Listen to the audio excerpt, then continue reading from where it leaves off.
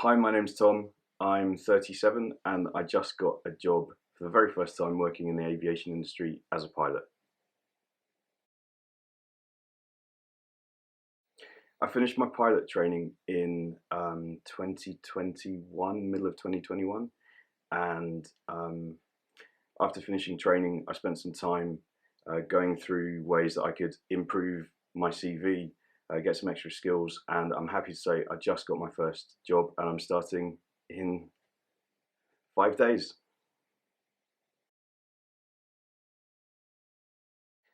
I've always wanted to be a pilot. I grew up near Luton Airport, and my earliest memories of flying was my dad used to take me to a lay-by near the airport, and we'd watch aeroplanes land and take off, and I just thought it was the coolest thing. Um, Fast forward a few years, and I lived in America for a while, and when I was 14 for my 14th birthday, I had a discovery flying lesson at my local airport. So for a few years, I'd kind of work for a little bit, get an hour's flying done, maybe a month.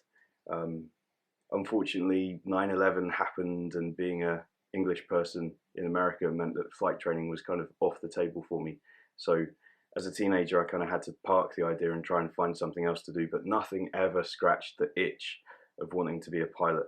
So thankfully, my wife said, "Hey, you should pursue this, and you don't get many second chances in life."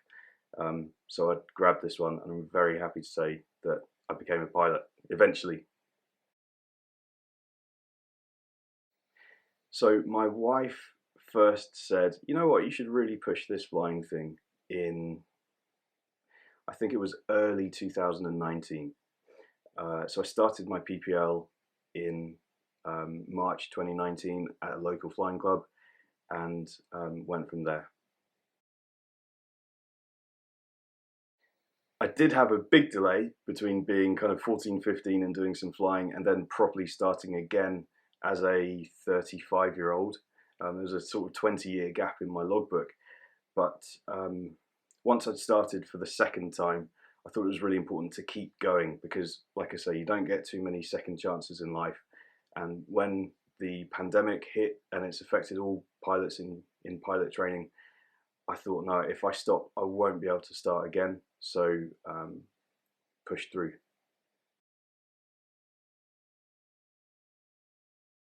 I did the PPL over evenings and weekends from, I think from, like I say, I think about March 2019. Eventually finished it in September 2019.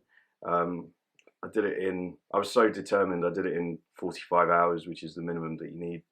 And I had, I think in terms of spreadsheets, and I had a spreadsheet that was charting my progress against how many hours the school said it was going to take to do each lesson, just so that I could make sure I was ahead of the curve, so that I could finish on time and move on to the next thing. I really enjoyed pilot training. I suppose because I'd had a 20-year gap building up to wanting to do this thing. When it actually came round and I was actually able to do pilot training, I was super excited and really, I'd like to say, really motivated to make sure that I did as well as I could. So the PPL is a recreational license, and trying to do that whilst also working and having a family, that was probably a struggle.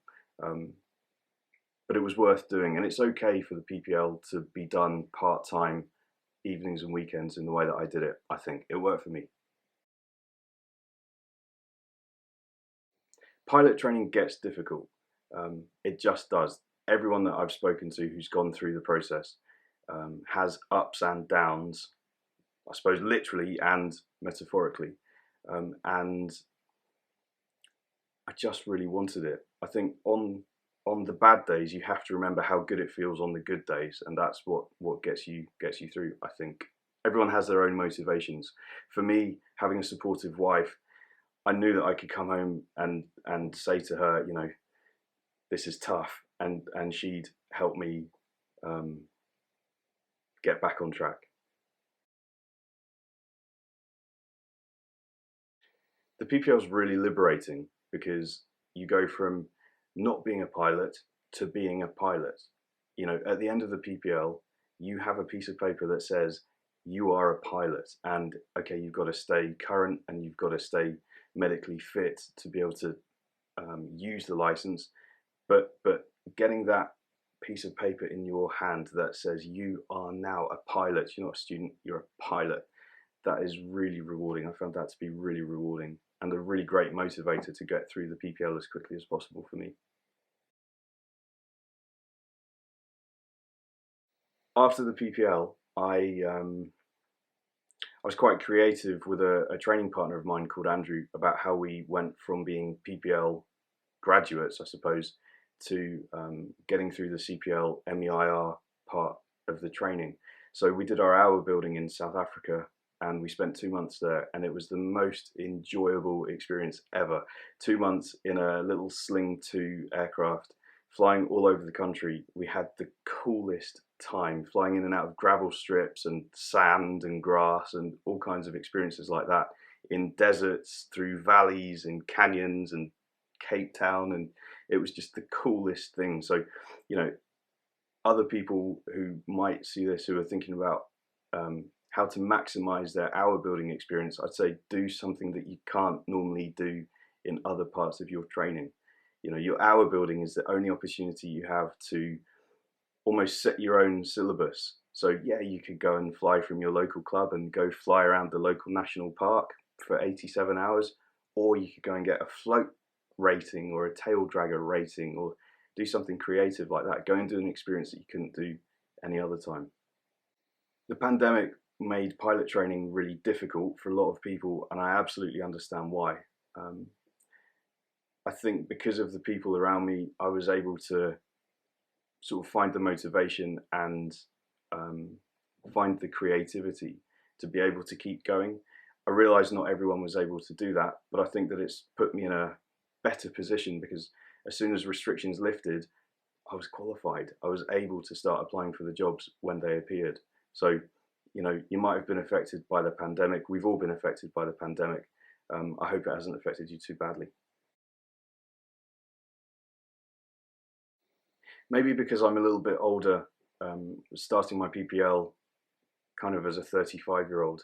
The piece of advice I'd have for those student pilots wanting to become student pilots, wanting to become pilots, would be don't rush.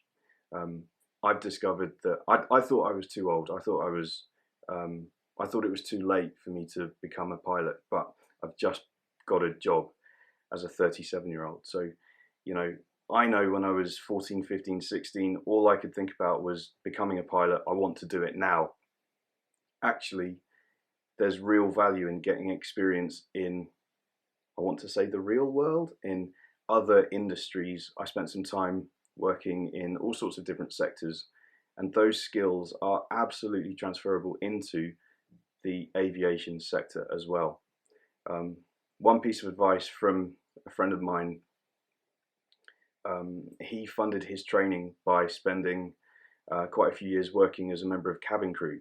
And I know that doesn't sound very exciting to those who want to be pilots, perhaps, but actually it gives you a really good insight into how an airline works, gives you great experience of traveling to see whether you can handle the early starts and the late nights,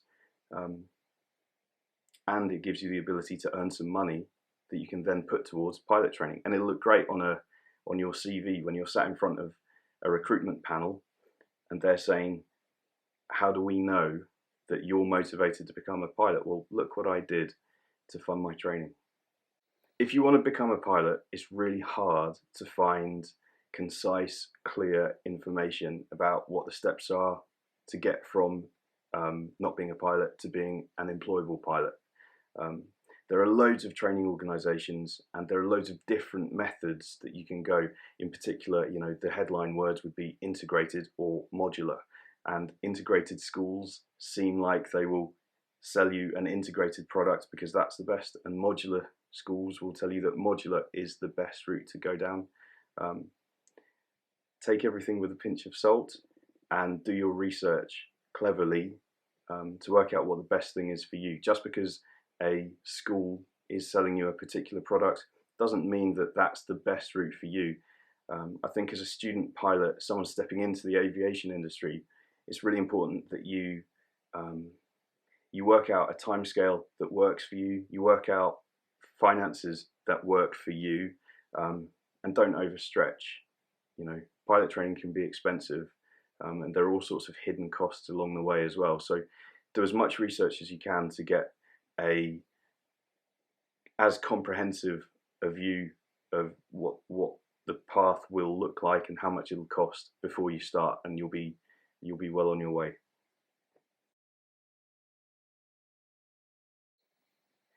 There are lots of moments in your pilot training where milestones kind of um, get accomplished, where for the first time you do a solo, or the first time you take a passenger having got your license, that make you go, oh, today I felt like a pilot. And for me, one of those moments was when I was doing my CPL MEIR at Diamond Flight Academy in Sweden. We took a DA-42 from Sweden to the place where we do maintenance, where they do maintenance in Germany, and we did this IFR flight from Sweden to Germany, and being handed from a Swedish controller to a German controller, and the only other aircraft on frequency was an Emirates flight going somewhere. That was really cool, and made me really feel like, gosh, today I am for the first time an international pilot. You know, taking off from one country, landing in another. That felt really cool.